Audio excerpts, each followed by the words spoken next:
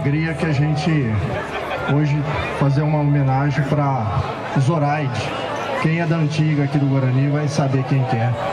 Ela está presente e aí a gente vai chamar ao palco para poder receber a homenagem.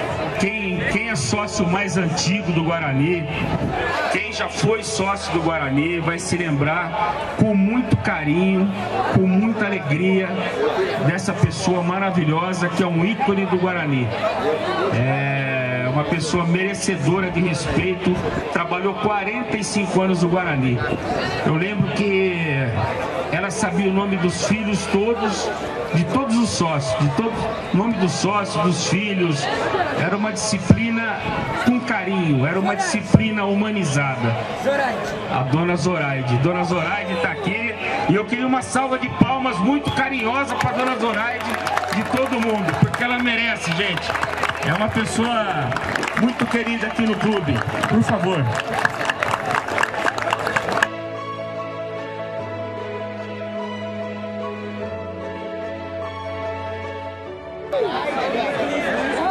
Dona Zoraide, querida. Uma salva de palmas, gente. Chegando aqui. Com muita alegria recebendo a Dona Zoraide aqui. Ninguém entrava com frieira na piscina não, gente. Nunca entrava com frieira não.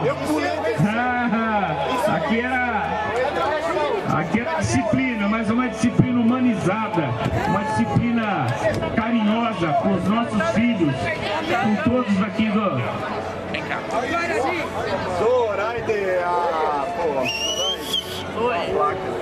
Dona Zoraide recebendo uma placa em homenagem aos 45 anos de dedicação.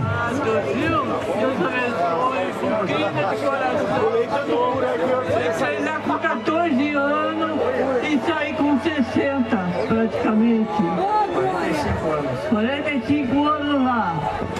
Entrei lá, eu tinha feito 14, entrei em 65, terminei 15 anos depois. Mas, valeu.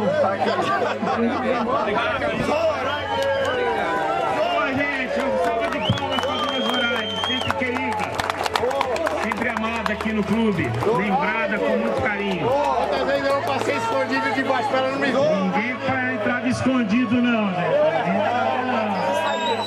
Não dava migué nela não. Zoraide!